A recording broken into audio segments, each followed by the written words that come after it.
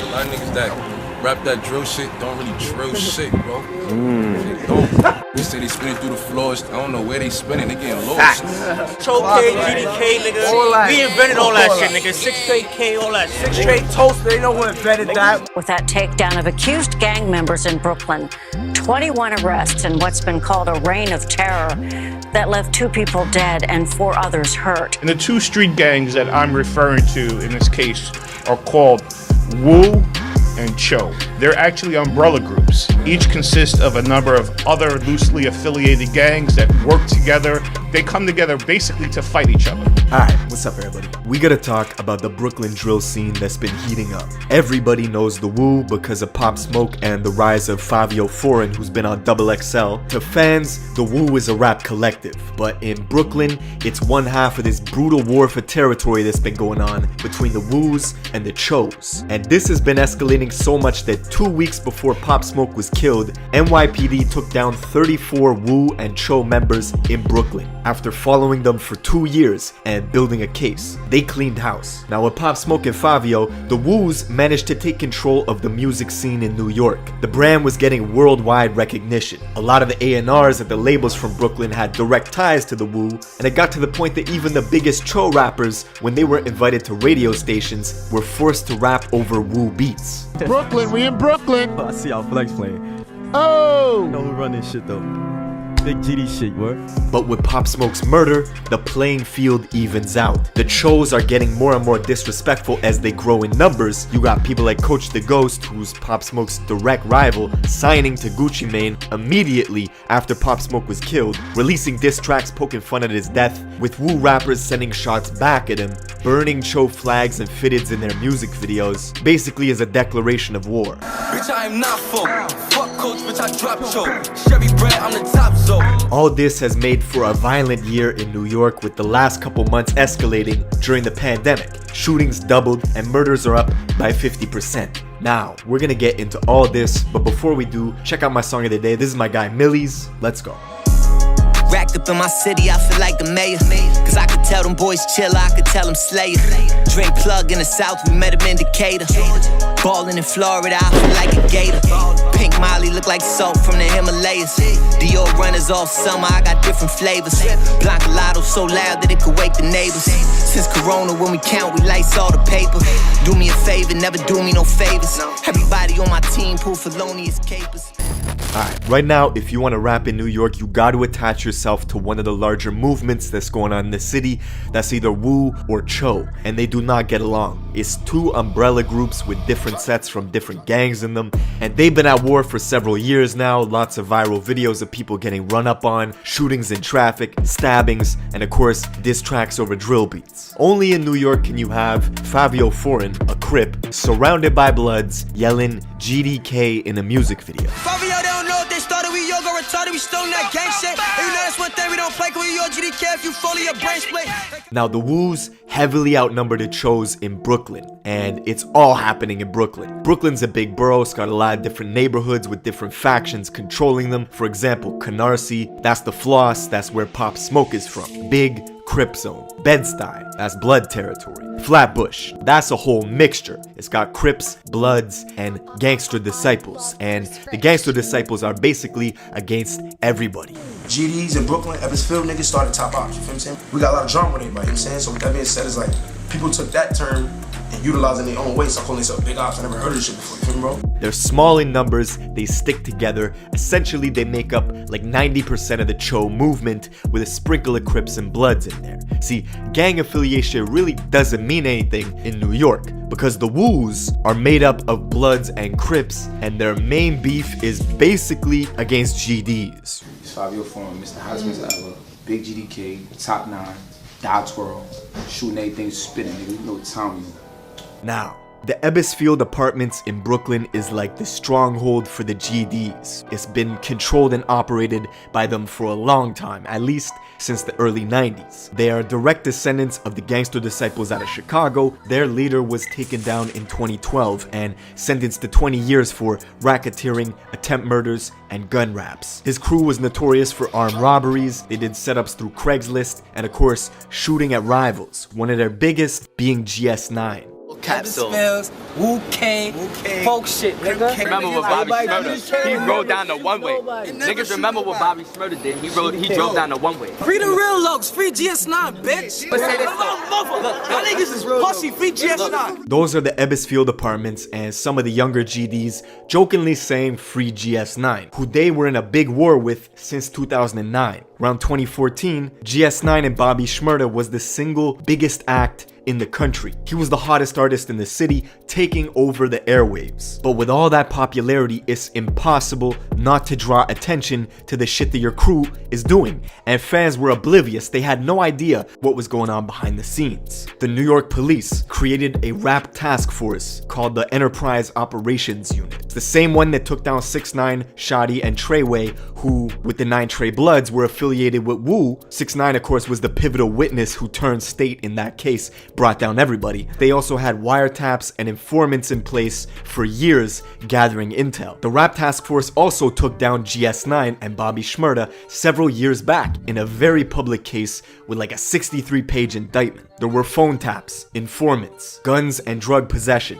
guns jamming while shooting at ops on the block, Bobby shooting into a crowd, Bobby shooting at his own homies who owed him $300, shooting at rival gangs. It was reckless. Bobby's own lyrics directly implicated several GS9 members in crimes they would get convicted for, but the lyrics themselves could not be used in court and was ultimately shut down by the Supreme Court. Nevertheless, the hottest movement out of New York taken down. And while Bobby was standing trial, a high-ranking GS9 member's body was found on the Brooklyn beach, wrapped in plastic bags with duct tape on his face and over 100 pounds of cement covering his feet. Straight Italian mafia shit. This kid's name was Peter Martinez. Allegedly, he owed a lot of people money. He went missing for 3 weeks, and investigators say that the perps basically put his feet into buckets and poured cement in, trying to sink his body. But the job was not done correctly, and they let air in, and his body floated to the surface. When Rowdy and Bobby got locked up, the GDs in Ebbsfield took advantage and started dominating the music shit with this rap clique called the Blickies. They X out the C in the name Blickies because they beef with GS9 and the G-Stone Crips. And at that time, the Chicago drill wave had just ended. So New York took that energy, imported those drill beats from the UK, and made Brooklyn drill. And before anyone outside of New York knew who Pop Smoke or the rest of the Wu rappers were, it was the Choos who had the strong movement with the Blickies. Kodak Black was out there in Brooklyn often with the Blickies, showing them love early on. Blicky. Hey. Sniper Blicky, man. Blicky the sniper. Yo, Gang. Now Kodak even signed 22G's the General Blicky to a label deal, basically solidifying the Choos in the music industry. 22G's came out with the song Suburban, which did really well, but it led to a bunch of diss track responses, notably the direct diss track response from Chef G called No Suburban, which overtook the original in popularity. Of course, Chef G is a Crip from Flatbush. His crew has been warring with GDs for quite some time, as is the trend in New York right now, and Chef G himself got into fights with his ops at the courthouse. As y'all can see in the video, your boy ran up and got punched up. It was two of them, both of them. Punch both of them. Your boy ran up and got done up in court. How you gonna run up and get done up on your own live? And he got into a big brawl with one of the most popular members of the Blickies named Nick Blicky, who actually stabbed Chef G in the head. Hey yo, tune in, everybody tune in. This is too much. This is too much now. Now, Nick Blicky himself had a lot of songs bubbling in the underground with 4 million views, 2 million views. Like, his career was getting hot, but he was also getting into shootouts with Woos in Brooklyn. For whatever reason, couldn't just focus on his career. And just 4 months ago, unfortunately, Nick Blicky was killed. 4:43, breaking news out of Brooklyn, where a popular rapper was shot and killed overnight. Nick Blicky was discovered with gunshot wounds on Winthrop Street.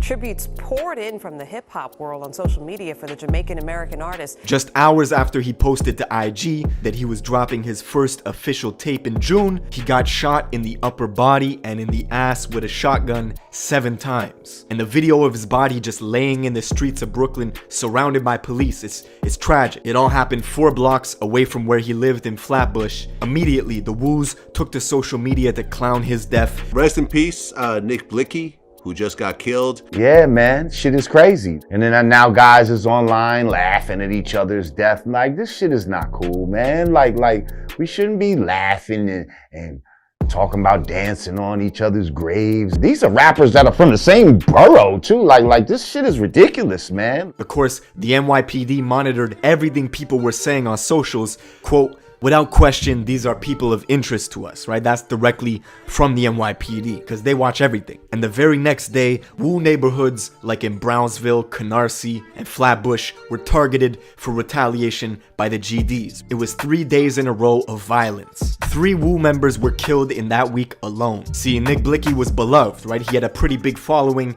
Even the gangster disciples in Chicago were paying respects to him. People like FBG Duck, rest in peace, and other FBG folks were listening to his music on IG Live. He's even got a song with Duck, so the gangster disciple tie is strong from New York to Chicago. And now the Wu rappers are matching that energy with Fabio Foreign going to Chicago, 264th and King Drive, the mecca of the gangster disciple war, and basically making a music video with King Von, who he's got beef with all the GDs in Chicago, extremely GDK.